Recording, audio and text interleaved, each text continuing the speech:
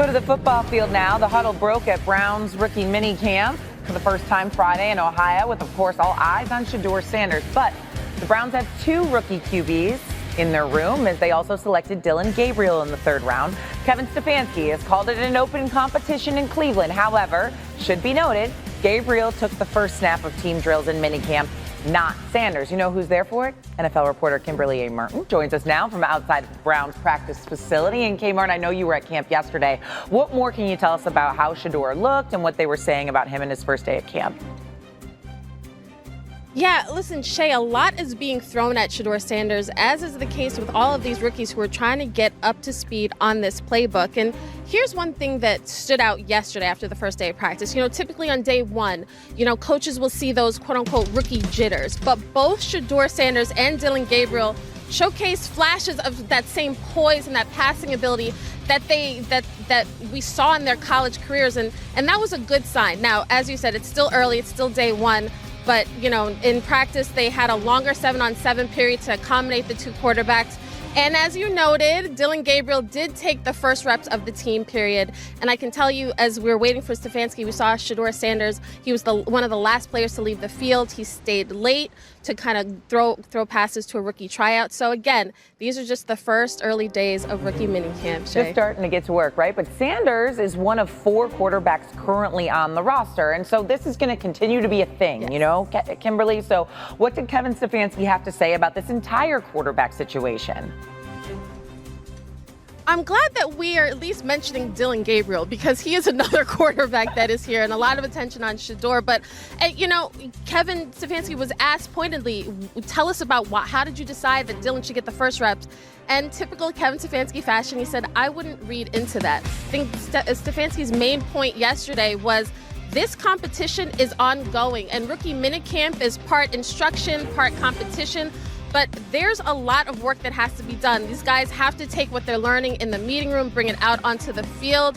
So, Shay, as much as we want to know who is going to be the Browns quarterback this season, we are so many months away from that, and this is just the first step. So let's not read into it, but we're going to be watching today, because we're going to hear from these quarterbacks a little later. Of course, we're going to read into it. That's what we do here at ESPN. And I'm over here talking about 4 quarterbacks in the QB room. I mean, we should add 5. Deshaun Watson is still in that quarterback room as well, although it's very unlikely we see him on the field. He still will be a part, I will assume, meetings and whatnot. Kmart, I am sure I will talk to you. Lewis, if I were to say Shedeur Sanders is going to be the Browns' starting quarterback when this season begins, is that ridiculous?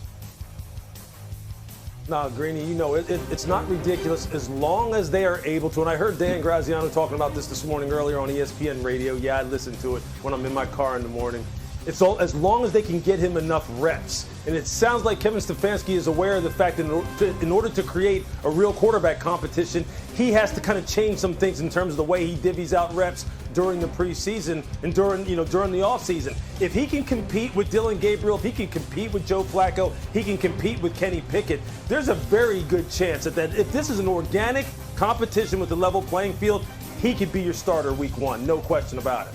Look, sometimes we attach this number now. He was a 5th-round draft pick, and I understand that there was a reason for that. I'm not pretending it doesn't matter at all.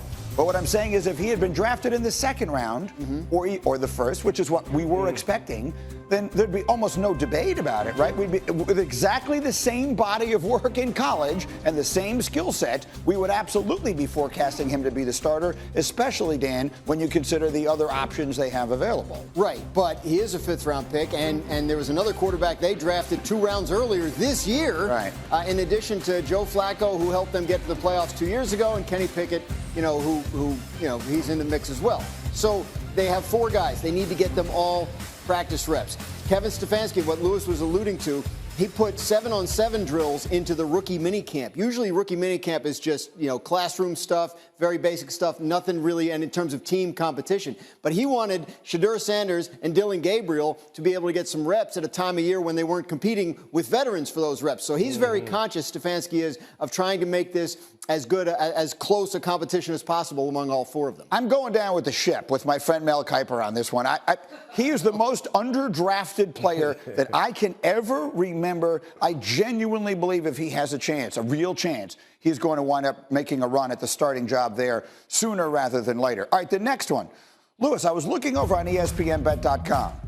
The Bears' win total for this year is 8.5 wins. This is at ESPN Bet. They only won 5 games last year. So if someone said they're going to be the most improved team in the league this year, is that ridiculous?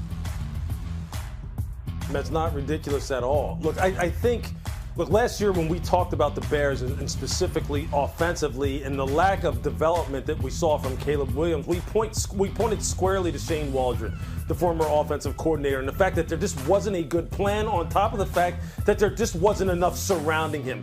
Well, all of that has changed this year with Ben Johnson coming in, with the revamping of the interior 3 of the offensive line, and then the work that they did in the draft, Greeny, and we were there on the desk and we saw it. We saw them draft Colston Loveland. We saw them draft Luther Burden, wide receiver, tight end, respectively, to go along with a guy like DJ Moore, and Rome Odunze. This team is loaded offensively. Now it's about putting together a good plan and Caleb living up to his potential that he showed in college, that he showed at Oklahoma, that he showed at USC.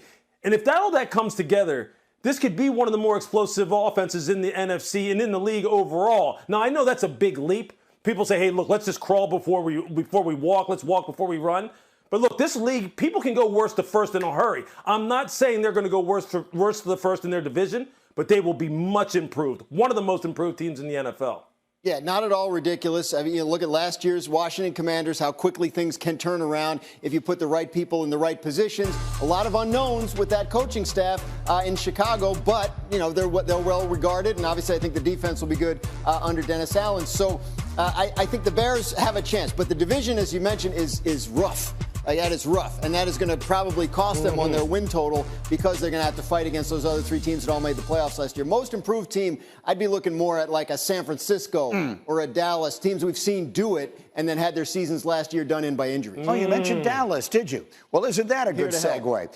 So yesterday, A.J. Brown was talking about, of all things, the Eagles' biggest rival, and listen to what he said. Now, we're going to have to worry about him, for sure. We're going to have to worry about him. No, I like the trade. I do like the trade. I like the competition, and I like George Pickens. I like CeeDee Lamb and that collab, and it's gonna be exciting to watch, bro, because all that does is bring the best out of us. So if we know how they coming, we know we gotta step it up, Cowboys trading for George Pickens could wind up being one of the most undercovered stories of this entire offseason if he, and it's a huge if, plays up to his enormous potential. Their win total is only 7.5 wins at ESPN Bet. So, Lewis, here's a question I never would have thought I would ask on a show I host, but are we sleeping on the Cowboys? Am I not paying enough attention to the Cowboys? I don't think so, Greeny. Look, I'm gonna look at this from 2 sides, okay?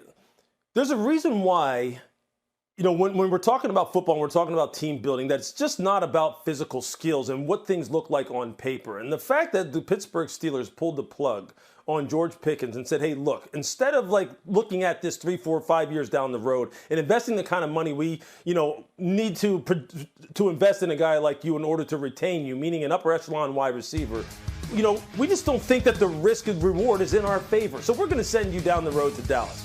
So look, we understand the kind of things that George brings as a high riser, above the rim type of player outside the numbers as a true X-wide receiver, a guy who can win one-on-one, who's a quarterback's best friend. But it's more than just that. It's about fitting into that culture, being a positive influencer on that locker room for 17 weeks. Not just for a mini camp, not just for a play here and there, but a guy who's going to show up on time, that who's going to be a force multiplier, who's going to be dependable, who's going to be a good team. All of those things are what adds up to you, helping you make a team a contender, not just highlight reel catches. You made an interesting point that they won 7 games last year without their quarterback. Quarterback got hurt halfway through the season. I'm pretty sure that they've been